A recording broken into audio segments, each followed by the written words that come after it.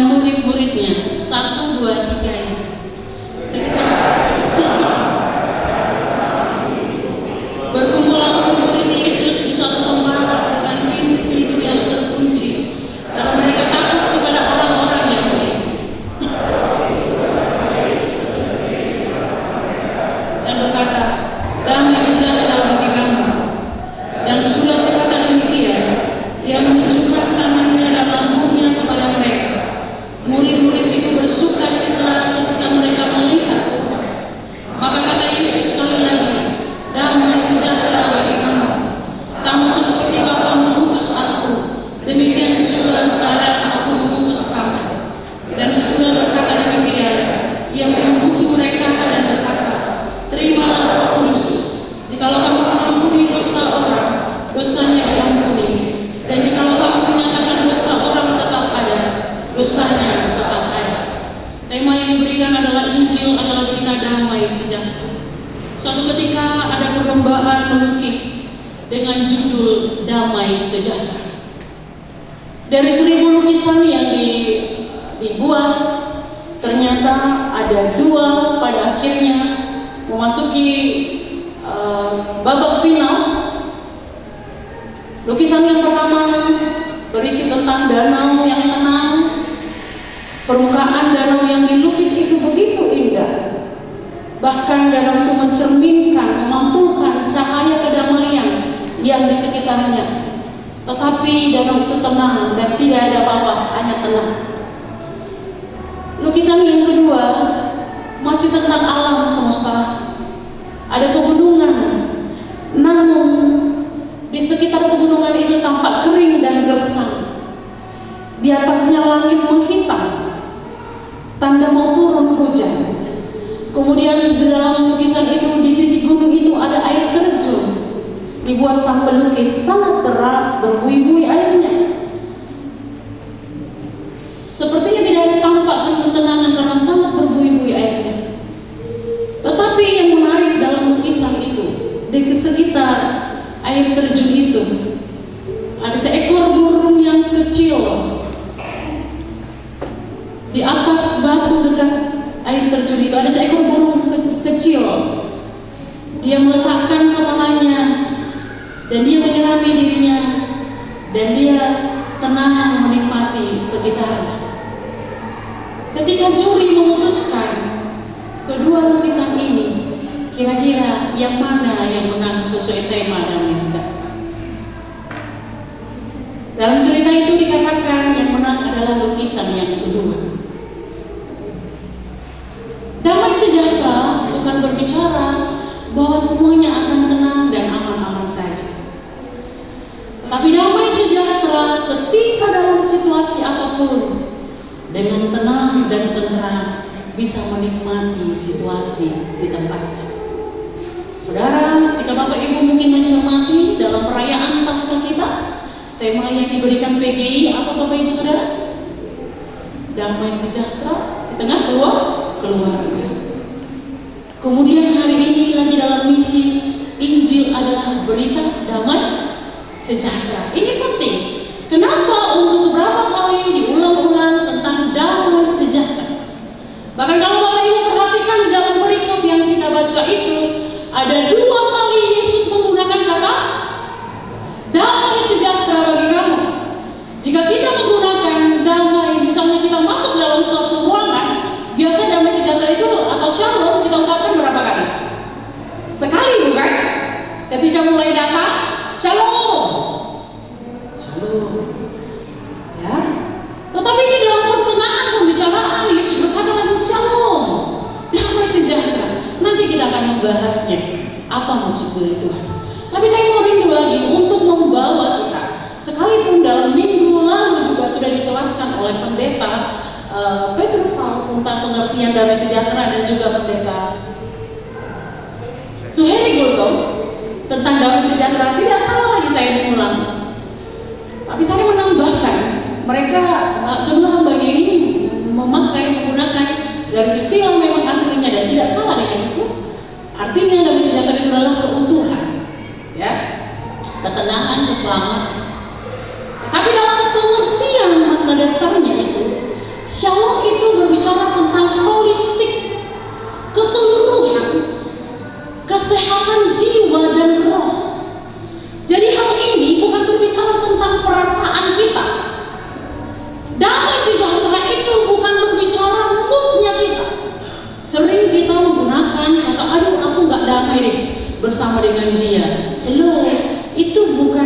siapa itu dalam menggunakan kata itu. Kata damai ini sebenarnya adalah dikatakan di mana ada keadilan dan kebenaran. Sebagaimana dikatakan apa? Yesaya 32 ya 17. Di mana ada kebenaran, di situ akan tumbuh damai sejahtera. Maka damai sejahtera tidak pernah lepas dari kebenaran. Dan kebenaran tidak pernah lepas. Maka dikatakan di mana ada kebenaran, di situ ada ketenangan dan di situ ada ketentraman untuk selama-lamanya. Itu ungkapan Yesaya 32. Maka kalau dikatakan damai sejahtera yang melampaui segala akal dan pikiran, ini berbicara ketika kita dalam kebenaran, ketika kita dalam keadilan, sebenarnya di situ ada damai sejahtera. Sekalipun ada hal-hal yang kita tidak sukai, tapi selama ada di dalam kebenaran, harusnya ada di dalam damai sejahtera. Oke, Bapak Ibu. Jadi ini bukan berbicara tentang mood dan perasaan, tentang senang atau tidak, suka atau tidak. Kalau tentang mood dan suka atau tidak, maka itu bukan pengertian damai sejahtera yang sebenarnya. Maka ketika dikatakan tema firman Tuhan ini adalah Injil adalah berita damai sejahtera, ini menunjukkan bukan berbicara tentang Injil itu yang akhirnya kalau nggak damai ya nggak Injil, nggak mood gitu. Ini kabar baik, bukan kabar baik untuk perasaan kita, tapi kabar baik tentang shalom, tentang raja damai. Kalau kita mengingat di dalam Yesaya itu dikatakan adalah Allah itu adalah apa? Raja damai. Maka ketika kita berbicara tentang Injil adalah berita damai sejahtera, tidak pernah lepas dari dua kebenaran itu. Dua kebenaran yang pertama tentang Allah itu adalah sang kebenaran, tapi tentang firman Tuhan itu juga adalah kebenaran yang tertulis. Maka orang berbicara tentang damai sejahtera itu berarti berdamai dengan Allah yang mendamaikan dosanya, tetapi juga dia hidup di dalam damai sejahtera oleh karena firman yang menuntun dia, sekalipun dalam duka, sekalipun di dalam tangis, sekalipun di dalam sakit, sekalipun di dalam segala sesuatu yang terjadi. Tapi karena ada firman Tuhan itu yang terus di dalam dia, bahkan Yesus itu sendiri di dalam pribadinya tinggal di dalam dia, ada firman itu di dalam dia, itulah damai sejahtera. Saudara, saya pastikan semua kita yang tinggal, yang ada di tempat ini sudah ada di dalam damai sejahtera daripada Allah. Amin. Ada di dalam kebenaran, yaitu Yesus itu sendiri, sang Raja damai, tetapi di dalam firman itu sendiri. Maka saudaraku yang dikasih Tuhan, ketika Rasul Paulus dalam surat-suratnya dikatakan bahwa Tuhanlah sumber damai sejahtera. Kalau kita apa Bapak Ibu Saudara? Dalam Matius pasal 5 itu dikatakan apa? Pembawa. Sumber dan pembawa sama? Tidak. Maka ketika Yesus berkata dia adalah sumber damai sejahtera, berarti dia adalah pemilik damai sejahtera dan dia yang melakukan damai sejahtera yang pertama.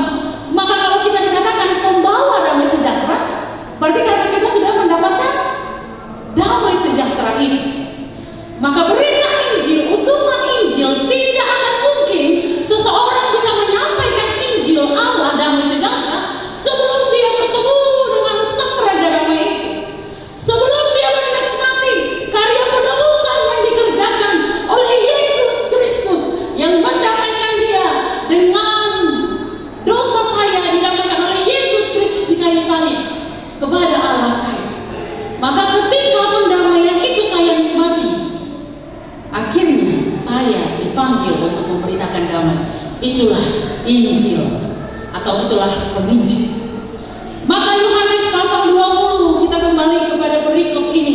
Setelah saya sudah menguraikan sedikit tentang arti damai sejahtera, kita kembali pada perikop ini saudara. Paling tidak kita menemukan 3 kebenaran tentang Injil atau bagian damai sejahtera yang kita lihat. Yang pertama saya menyimpulkan adalah Injil itu sanggup memulihkan ketakutan. Injil itu sanggup memulihkan ketakutan. Dalam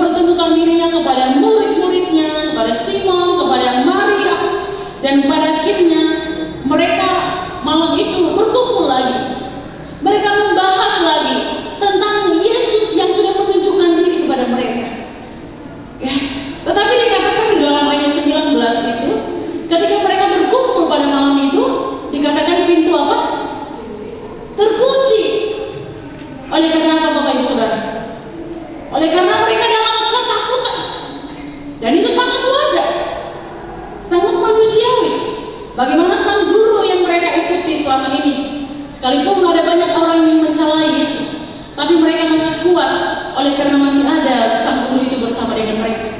Tetapi guru itu sudah mati, dan akhirnya mereka akan siap untuk masuk, bahwa mereka mungkin akan ditangkap untuk selanjutnya. Maka pada malam hari itu mereka ketakutan, dan ketakutan itulah yang membuat mereka menganggap bahwa Yesus itu adalah hantu. Dalam Lukas 24, dalam cerita yang sama, dalam ayat 36 sampai 43, ketika mereka ditemui oleh Yesus pada waktu itu, mereka pikir Yesus itu hantu.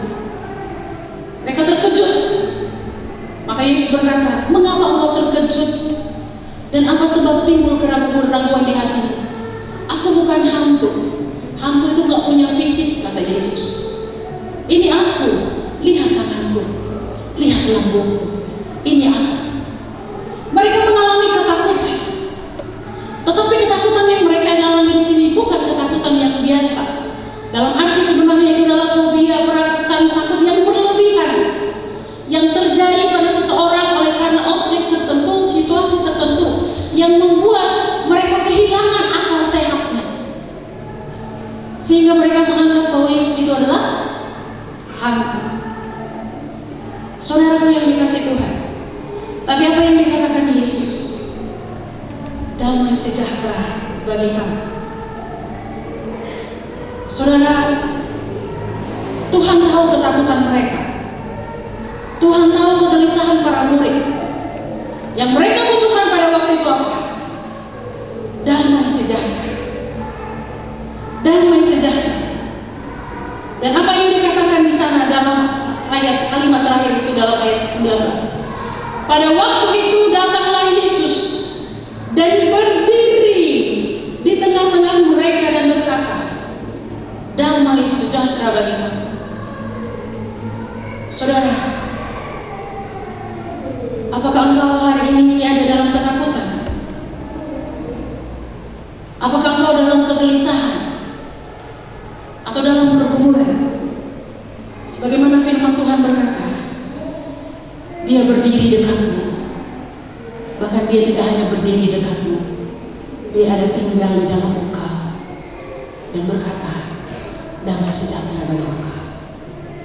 Saudaraku yang dikasih Tuhan, kadang ketakutan yang kita alami, ketakutan yang anak-anak muda alami, bisa menghilangkan logikanya, bisa menghilangkan akal sehatnya.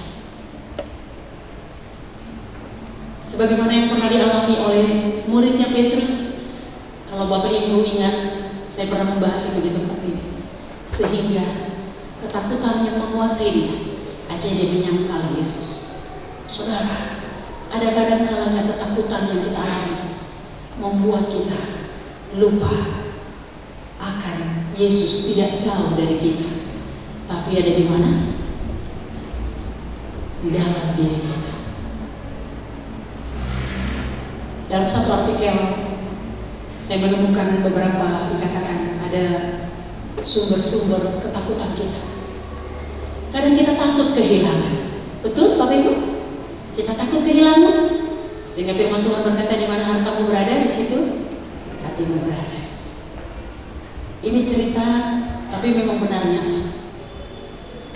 Bapak Ibu, emas lagi naik kan? Meroket naiknya. Adalah simpanan emasku. Kamu punya kan? Bukan begini. Punya kakakku. Emasnya. Datanglah suaminya bilang begini, "Mak, udah kau bawa emasmu itu? Jadi mau kemana-mana aku deh, ku bawa emasmu itu." Takut aku. Seberapa banyak rupanya emasmu Kak? Sampai takut kali kalau bilang. Tapi memang itulah. Di mana hartamu berada, di situ hatimu berada. Takut kehilangan. Melindungi segala hal yang menjadi kepunyaan adalah hal yang baik dan patut untuk kita lakukan. Namun janganlah takut kehilangan atas apapun yang Anda miliki, kata tulisannya. Pasalnya, takut itu sudah merupakan sebuah kehilangan, yaitu kehilangan keberanian.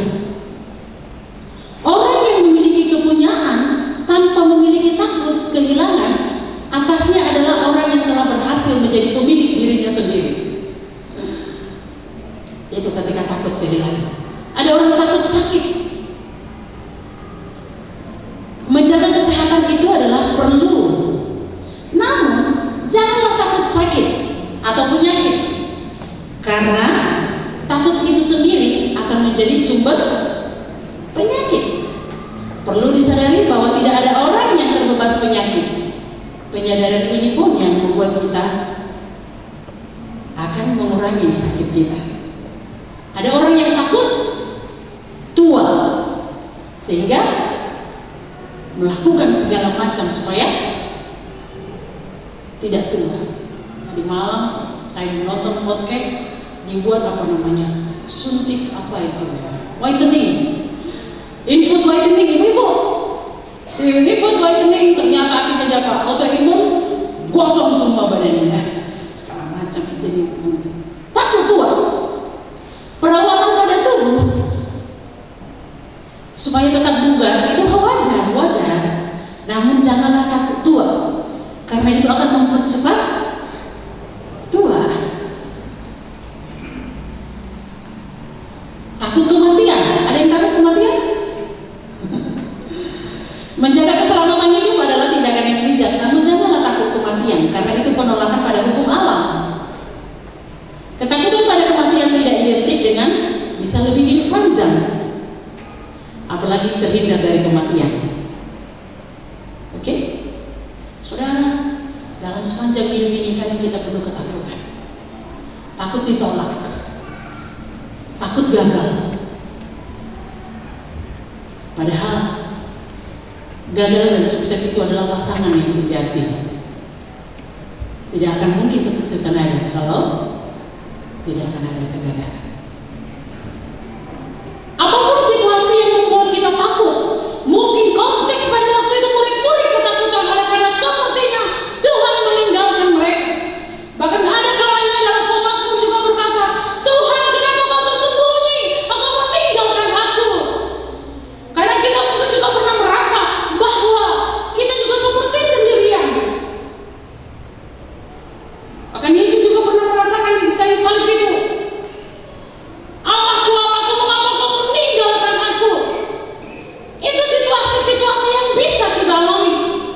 Tetapi dalam situasi itu jangan sampai perasaan kita itu yang mengendalikan kita. Harus apa? Damai sejahtera itulah yang harus mengendalikan kita. Shalom itulah yang harus mengendalikan kita.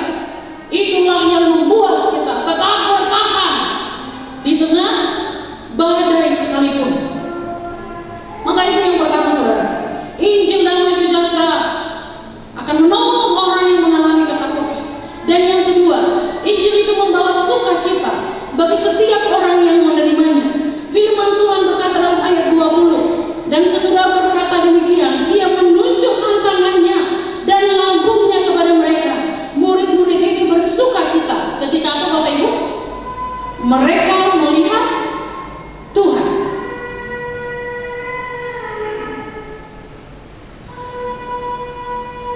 Ketika mereka melihat Tuhan, mereka bersukacita. Ketika setiap orang sudah bertemu dengan Yesus, Sang Damai Sejahtera itu, yang hidup itu, tentunya itu akan membawa kita bersukacita. Saudara, kapan kalian lahir baru, Bapak Ibu Saudara? Jika itu kita mengingat, pasti itu akan membawa kita sukacita. Ketika ke-18 anak ini kami layani secara pribadi, secara khusus saya melayani kaum perempuan, anak-anak gadis. Ketika kita sudah melayani pribadi, mereka mengambil keputusan, dan akhirnya bagaimana perasaanmu? Tenang, tante, lega. Artinya adalah apa? Ada sukacita. Ketika Yesus memberitakan damai sejahtera dalam hidup kita, ada sukacita yang melimpah-limpah dalam diri kita. Dan ketika para murid itu melihat Yesus yang sudah bangkit itu, mereka bersukacita. Tapi mungkin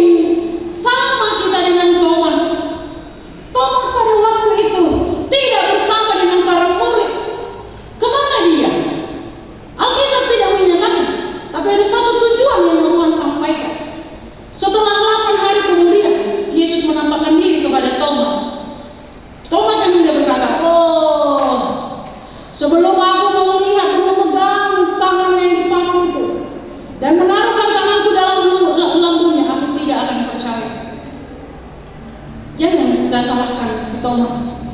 Karena kadang kalanya kita begitu. Kadang kita percaya pada Tuhan kalau percaya pada apa yang kita lihat. Tetapi apa Tuhan katakan? Berbahagialah mereka yang tidak melihat namun tetap percaya. Kemarin puji Tuhan TK kita melayani perayaan Paskah di Panti Rehabilitas di Harapan Jaya. Ada satu pertanyaan yang saya sampaikan karena saya mengambil bagian dalam ayat 24 sampai 29 kepada anak-anak TK, kemudian orang-orang dewasa di rehabilitasi itu. Kenapa Bapak Ibu percaya sama Yesus yang tidak kalian lihat? Kemudian satu jawaban kami, itulah anugerah, itulah kasih karunia yang diberikan kepada Bapak Ibu Saudara dan saya. Kenapa Bapak Ibu mau percaya kepada Allah yang gak pernah kalian lihat seperti kasat mata, seperti Anda memandang kita? Tapi Allah menaruhkan iman itu dalam diri kita, dan itu adalah kebahagiaan kita. Berbahagialah saya dan saudara, sekalipun kita tidak melihat Yesus pada saat ini sebagaimana para murid melihatnya, tapi kita tetap percaya. Berbahagialah engkau anak-anakku yang akan mengaku imanmu, mengaku bahwa percaya pada Allah Bapa, percaya kepada Yesus, percaya kepada Roh Kudus. Berbahagialah engkau karena Allah yang mengerjakan iman itu di dalam diri. Ingat, bukan orang tuamu yang orang tuamu bisa melahirkan. Ada kalanya memang orang tua tidak akan bisa membimbing kita secara sempurna kepada Tuhan. Tapi Allah menaruh iman itu di hatimu. Itu adalah kasih karunia. Itu yang kedua. Tapi saya mau ingatkan kembali, Bapak Ibu Saudara, masih ingatkah cinta pertama Bapak Ibu Saudara ketika Yesus menangkap Anda untuk lahir baru dan menjadikan engkau sebagai milik Allah? Ada sukacita yang meluap-luap besar. Dan yang ketiga adalah Injil damai sejahtera itu adalah orang yang sudah menerima damai sejahtera akan diutus dan diberikan kuasa memberitakan Injil. Ketika Yesus menunjukkan tangannya dan ketika Yesus menunjukkan lambungnya, dia berkata sekali lagi sebelum mereka diutus, damai sejahtera bagi kamu. Sama seperti Bapa mengutus aku, demikian juga sekarang aku mengutus kamu. Dan sesudah berkata demikian, ia menghembuskan mereka dengan kuasa Roh Kudus. Dan firman Tuhan berkata, terimalah Roh Kudus. Saudara yang dikasihi Tuhan, Allah tahu bahwa para murid itu akan diutus di tengah-tengah serigala yang berbulu domba. Bahkan di tengah-tengah situasi yang tidak nyaman, di tengah-tengah situasi yang tidak menyenangkan. Bahkan kalau kita melihat dalam sejarah gereja, para murid-murid itu semua adalah mati-mati, termasuk Thomas diutus ke India dan di sana dia juga mati martir, termasuk Petrus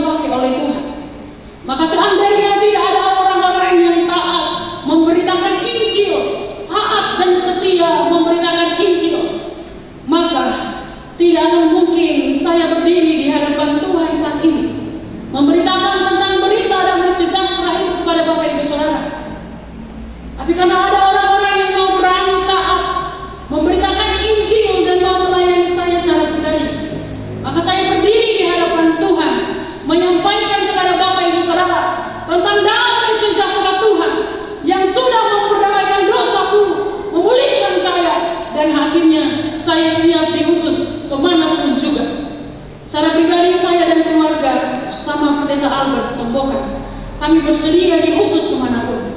Suatu waktu memang kami sampaikan kepada Pak pengurus sinode, gak apa-apa kami diutus ke Papua, gak apa-apa diutus ke tempat lain, karena kami adalah seorang hamba. Di gereja ini kami pernah tahun 2029 kami didoakan oleh Pak Alfred Sagala diutus untuk melayani ke Kalimantan. Alfred Sagala itu? Oh, 2029. No, bukan 2019, 2029. Kami menikah 2028, kami putus 2020. Mungkin karena sakit kali pakai ini ya. Banyak kali bulunya. Kemana kepala gitu? Ada. Nanti makan kita di atas ya Pak.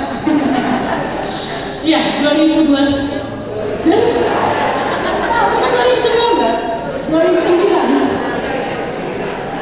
Betul dong, kalau dong, nggak obat ya.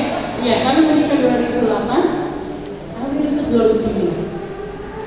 Satu pujian yang kami naikkan dengan itu. Berapapun harga yang kan ku bayar, ku kerjakan visimu. Ingat saya. Dan betul, di Kalimantan berapa kali kami mau diadat Bapak Ibu, karena kebetulan mau cerita tentang Kalimantan. Diadat bukan karena saya nakal dan Bapak Pendeta main nakal, bukan. Suatu ketika orang Kalimantan yang kami layani pada waktu itu tidak tahu Natal itu, mereka hanya tahu tanggal 25. Ketika kami masuk di sana mereka menolak kami karena berkali-kali mereka terluka dengan hamba Tuhan.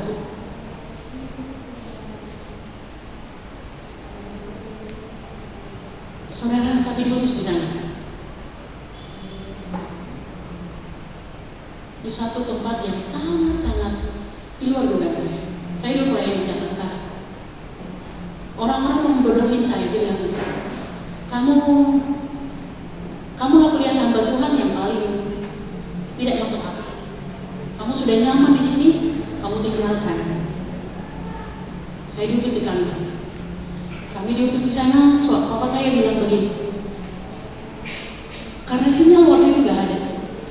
Jadi kami hanya menaruh mangkok di satu titik. Kami nggak boleh mengangkat telepon, karena kalau diangkat hilang sinyalnya. Awalnya kami berpikir, kenapa mungkin orang-orang kampung ini main selingkuh di depan sekolah ini. Kami pikir pikiran jahat kan, saya sangat pribadi. Kami pikir pikiran jahat, ternyata orang karena sinyal hanya ada di sini. Kenapa orang malam-malam bertelepon? Kami pikir padahal sinyal di sini. Jadi bapak saya bilang, Horas Budan, Horas bapak sehat dong, Budan, sehat bapak. Aduh ya sekali. Ada nggak anak bapak di situ? Ada pak, ada berbisik umur. Walau semuanya tenang pak, aman pak. Karena paradigma kami dulu, tulang saya nikah sama orang Kalimantan. Gak pernah ada kabar waktu itu. Berita bahwa tulang saya udah dimakan. Gak ada kabar waktu itu. Jadi itu sangat mengganggu. Tapi kita harus siap diutus. Singkat cerita, berapa kali kami tadi di adat itu, kami mau perayaan Natal, kami cari dana. Saya jual dan Pak Pendeta di RW, tahu Bapak Ibu RW ya, daging anjing. Singkat cerita daging anjing ini pekur, tahu Bapak pekur? Sakit kakinya. Jadi sakit kakinya, dapatlah berita ini ke kepala desa bahwa Bapak Ibu Pendeta menjual sakit anjing yang sakit. Bapak Ibu tahu kepala desa ini adalah jemaat. Jadi udah dikumpulin kami di Raja Adat. Jadi waktu itu ada pendeta kami pertemuan di Sintang. Sintang itu adalah satu gereja yang pertama-tama kami masuk. Kami ke Sintang, kemudian pendeta ini memberitahu kepada saya, Marga Sinito, itu siap-siap nanti ada pertemuan sama itu sama lain, karena itu udah di kampung udah terberita, terkabar bahwa itu meracuni, menjual daging anjing yang sakit. Dikumpullah kami di Raja Adat itu, dan akhirnya disidanglah kami di sana. Terus saya bawa dong yang pembawa anjing ini jemaat. Saya katakan anjing ini tidak sakit. Anjing ini hanya kalau di sana karena rebutan main senapan. Bapak Ibu main senapan, jadi kena kakinya, kaki anjing ini jadi pekur. Nah, jadi sakit kakinya. Karena udah sakit kakinya, udahlah Pak Pendeta, kita potong, kita cari dana. Kami tidak ada mengambil keuntungan dari uang ini, malah uang kami yang keluar. Tapi kami tidak ada di sini. Tapi datanglah Guru Silaban, ngomonglah Guru Silaban. Aku bilang berdiri, saya bilang, karena dibilang di Raja ada itu, saya bilang, Bapak Ibu, jauh sekali saya dari Medan, jauh sekali suami saya dari kampung, hanya untuk meracuni Bapak Ibu Saudara. Banyak luas kampung, jiwa-jiwa yang masih menerima kami di Medan dan di Manado untuk melayani. Tapi karena ketaatan kepada sang pemilik pelayanan, kami harus membayar harga di tempat ini. Maaf kata, waktu itu allowance kami hanya 800.000 dan itu dicicil. Terlalu banyak yang harga yang mau dibayar. Tapi demi sebuah ketaatan, Injil harus dibentangkan. Dan akhirnya mereka minta maaf. Dan pada akhirnya titik itulah yang membuat mereka percaya kepada kami hamba Tuhan. Setelah itu mereka berkata, berbeda memang hamba Tuhan Desenor. Kami pada waktu itu mereka punya kapling. Maaf ya Bapak Ibu, ini saya sedikit cerita. Karena memang Kalimantan kita bisa tahu nanti akan kita melihat sejarah. Ketika itu kami membeli sepeda motor dengan uang cash. Mereka berpikir begini, kami tidak punya kapling yang begitu banyak, tapi kami tidak pernah membeli sepeda motor dengan cash. Tapi dengan cara Tuhan yang mencukupkannya buat kami, bukan karena kami, tapi karena ada orang-orang yang Tuhan gerakkan hatinya mengirimkan ke rekening kami. Ini itu pun dengan cara Tuhan. Ketika uang di rekeningku sudah ada sekitar 16 jutaan, saya tidak bisa mengambilnya. Saya nggak mungkin karena kami ke kota harus bawa uang 100.000. Tapi uang kami tidak ada, di saldo ada. Tapi satu hari aku masak, aku menemukan uang 50.000 di beras itu. Saya tidak tahu dengan cara apa itu. Dan pada akhirnya kami bisa mengambil uang. Terkadang Tuhan mengharapkan kita tidak mengandalkan pada uang saldo, tapi terus mengandalkan kepada Tuhan yang mengutus. Ada alasan untuk kami meninggalkan Kalimantan itu. Terlalu sakit, penolakannya terlalu sakit. Bayangkan Bapak Ibu Saudara, ngamar becek-becek, kita udah buka gereja, kemudian mereka mengayuh sepeda. Ambil dulu ya Pak, gak gereja kami. Ngapo, gak gereja? Gitu nuang katanya. Kami mau kalian dulu ya. Saudara, seandainya tidak ada damai sejahtera itu yang menguasai, mungkin akan pergi dan meninggalkan. Dan sangat bisa punya alasan dalam segala macam. Tetapi Injil harus tetap diberitakan. Bukan karena kamu, siapapun Tuhan bisa pakai. Puji Tuhan, akhirnya gereja berdiri di sana. Dan oleh karena anugerah Tuhan, beberapa tahun yang lalu dilembagakan dan diresmikan. Sedikit kita mendengarkan cuplikan tentang Injil masuk ke tengah-tengah suku Dayak.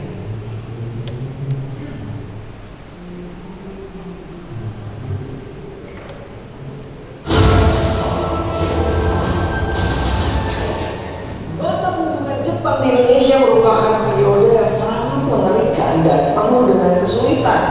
Namun, tahukah Anda bahwa pada masa ini berbagai gereja di Indonesia justru mengalami kemandirian, termasuk gereja di Kalimantan.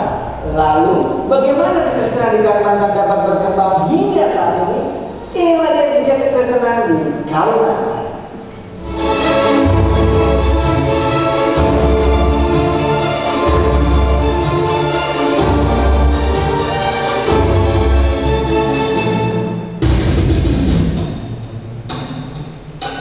Ialah NMG, Rheinische Mission Gesellschaft, lembaga misi asal Jerman yang diberikan izin oleh pemerintahan kolonial Belanda setelah Perang Hidayah untuk melakukan misi di Kalimantan. Tahun 1866 mereka mulai mendirikan pos penginjilan yang merupakan tempat yang sangat strategis sebagai pintu masuk ke daerah Sungai Kapuas. Kemudian pos penginjilan lainnya dibuka di daerah Bariton sebelah timur dan sepanjang Sungai Kahayan, Katingan dan Bentaya di sebelah barat. Dengan demikian, Injil dapat dikabarkan ke berbagai suku Dayak Bandung, dan lain-lain. Hingga di tahun 1939 sebanyak 78 misionaris dari RMG aktif dalam pelayanan penginjilan di Pulau Kalimantan.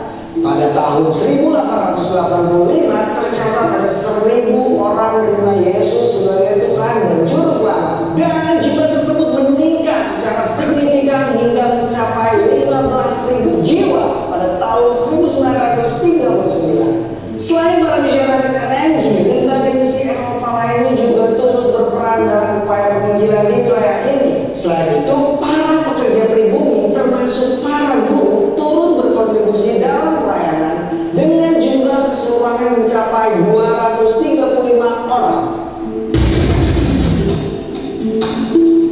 Penginjilan yang dilakukan RMG di Kalimantan tidak mencapai hasil semaksimal pelayanan mereka di Kalimantan. Berdasarkan catatan statistik pada tahun 1911, sebanyak 100.000 orang Batak telah menjadi Kristen melalui pelayanan RMG di Tapanuli. Sebaliknya, di Kalimantan pertumbuhan jemaat berlangsung lambat karena berbagai macam faktor. Kalimantan memiliki kepadatan penduduk yang rendah dan kondisi geografis yang sangat terpencil, berbeda dengan Tapanuli yang penuh dan juga padat. Selain itu, keterbatasan akses transportasi di Kalimantan juga turut berdampak pada sulitnya mobilitas dan perkembangan ekonomi yang kurang mendukung, sehingga menjadi kendala dalam penyebaran Injil di Kalimantan. Selain alasan tersebut, lambatnya penginjilan di Kalimantan juga dipengaruhi oleh sikap Zending terhadap adat istiadat setempat. Hingga di tahun 1920-an, para misionaris masih mempertahankan pandangan yang menolak adat. Sehingga bagi orang Dayak, menjadi orang Kristen berarti harus melepaskan seluruh warisan nenek moyang mereka. Mereka yang hendak dibaptis diwajibkan membuat. Saudara, sangat berbeda memang situasi di Kalimantan itu. Perjuangan beberapa teman-teman hamba Tuhan itu tidak gampang.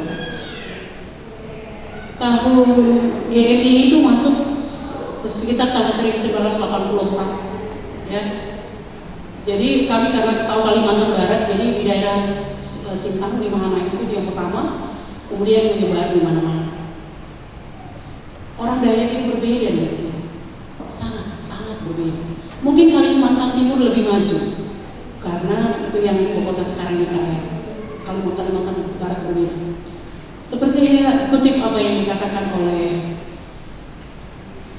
Saudara Paul, mahasiswa praktek kita yang kemarin dari misi. Ketika Ibu Diaken Dina Sution bertanya kepada Paul, pas pulang dari pelayanan, dia bertanya, Paul, apa yang kau lihat perbedaannya di sini sama di Kalimantan? Terus dia bilang, 1 banding sekian, udah jauh lebih maju kalian dibanding kami. Sangat sulit kan?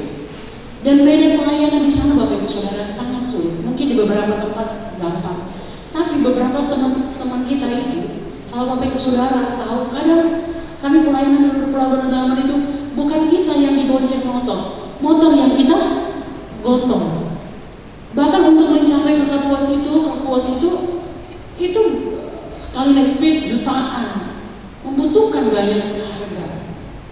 Kalau ke Tagan kita hanya berperang dengan dingin, Bapak Ibu. Kalau di sana kita berperang dengan ular, buluk. Kadang di rel motor kami itu udah ada ular. Tengah malam berjalan ular. Di sungai itu kami harus jalan. Pas pelayanan Natal saya pernah itu. Akhirnya ke sini. Sepeda motor dinaikkan ke dalam sampan. Kami disuruh jalan kaki. Karena motor itu nanti rusak. Onder dirinya kami gak dipelinting gak rusak. Gak apa-apa bisa dijalan tante katanya. Aduh, itulah kehidupan di sana. Maka saudara anak-anak muda, saya gak tahu nanti Tuhan utus kamu di Kalimantan. Apakah bekerja tambang atau apakah atau misionaris atau apapun pekerjaan kita, kamu tetap semua tidak diutus. Amin. Ada yang mau ke Kalimantan? Kemarin bilang iya Bu. Ya anak-anak ini baik-baik sekali. Kalaupun Tuhan mau panggil kamu jadi hamba Tuhan, saya kami akan tunggu. Tapi kalaupun dalam pekerjaan profesi yang kamu tetap menjadi utusan Tuhan, para misionaris. Maka saudaraku yang dikasih Tuhan, jika hari ini kita nyaman beribadah di sini, ada orang-orang yang diutus untuk memberikan dirinya untuk melayani. Tapi ketika saat ini juga di sekitar daerah Kalimantan ada jiwa-jiwa yang membutuhkan, mari kita berdoa. Lembaran untuk doa itu jangan dihilangkan, perlu selipkan di dalam hati kita. Berikan waktu kita berdoa untuk orang-orang di sana. Dan puji Tuhan, saya mau menginformasikan sedikit. Gereja GMI Bukit Sion sudah terlibat mendukung misi selain mendukung STT Misia. STT Misia itu adalah di Simpang. Setiap bulan kita memberikan persembahan Bapak Ibu Saudara sebagai wujud kasih kita kepada Tuhan. Dan STT Misia inilah yang mendukung hamba-hamba Tuhan yang akhirnya diputus. Maka saya rindu nanti kita, gereja ini sudah pernah mengutus kami, betul? Sudah pernah mengutus kami, dan kami sudah kembali ke tempat ini. Saya harap kita juga akan mengutus nanti. Ada anak-anak Tuhan yang mau sekolah teologi, kita utus ke berbagai suku-suku hingga akhirnya mereka memberitakan Injil dan Tuhan memuliakan. Kita punya panggilan masing-masing untuk menjadi misioner yang diutus oleh Tuhan. Mari kita tunduk kepala, kita berdoa. Ya Allah Tuhan, yang memanggil kami dengan nama kami masing-masing, menetapkan kami mendapatkan berita perdamaian dari Tuhan, dan berita itu juga sudah kami nikmati sampai hari ini, membuat kami bersuka cita. Oleh sebab itu juga dalam nama Tuhan Yesus kami juga mau Tuhan dipakai oleh Tuhan kemanapun Tuhan mengutus kami, memberitakan tentang Engkau sebagai satu-satunya Tuhan dan Juru Selamat. Dan biarlah juga kami semua jemaat terlibat sebagai jemaat yang misioner untuk memberitakan Injil, mendukung pelayanan penginjilan, bahkan juga sedia diutus memberitakan berita damai sejahtera. Terpujilah Engkau Tuhan. Di dalam nama Yesus kami mengucapkan syukur akan firman-Mu yang Kau berikan kepada kami. Amin.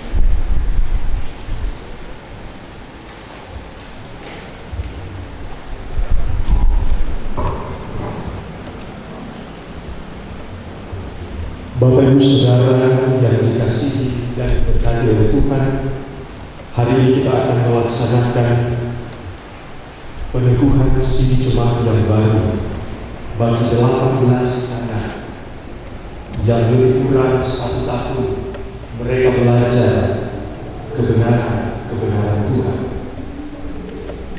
Dan hari ini kita akan meneguhkan mereka dalam pelayanan konfirmasi siri jemaat yang baru. Saudara calon anggota siri jemaat, kami mengundang untuk bangkit berdiri dan yang akan saya sebutkan untuk maju ke depan. Yang pertama, Saudara Hebron Naldi Sihite.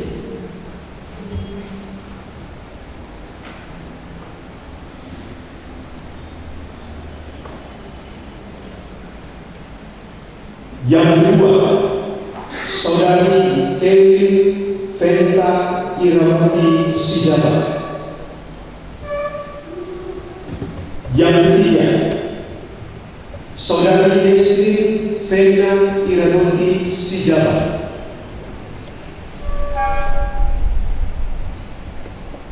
Yang keempat, Saudara Eliezer Nicholas B. Silalahi. Yang kelima, Saudara Jul Immanuel Hareva.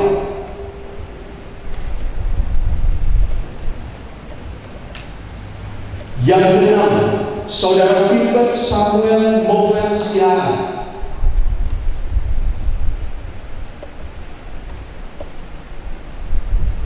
Yang ketujuh, Saudari Ruth Natalia Samosir.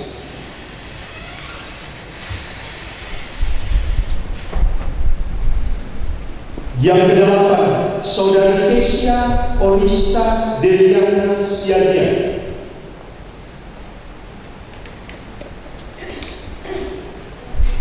Yang kesembilan, Saudara Jessie Vincent.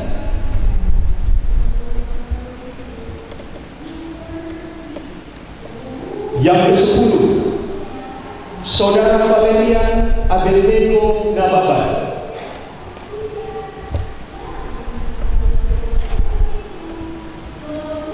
Yang ke-11, Saudara Joshua Sofian Uliraja Marpau.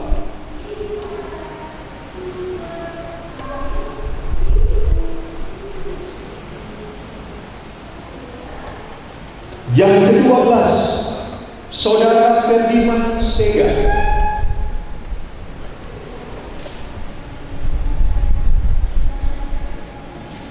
Yang ke-13, Saudari Grace Natali Damani.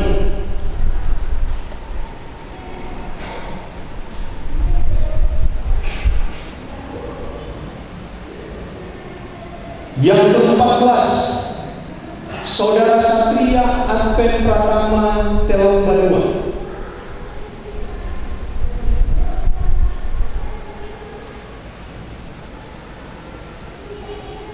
Yang ke-15, Saudari Valencia Octavia Simarmata.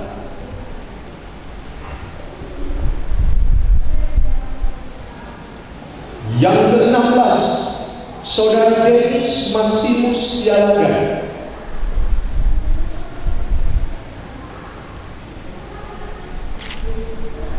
Yang ke-17, Saudara Joyce Dev Simamora.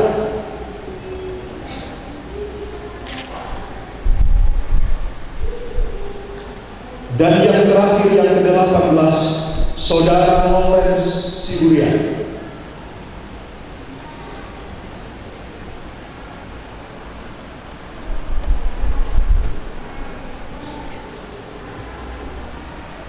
Saat ini kami akan meneguhkan saudara-saudara sebagai anggota sidang jemaat.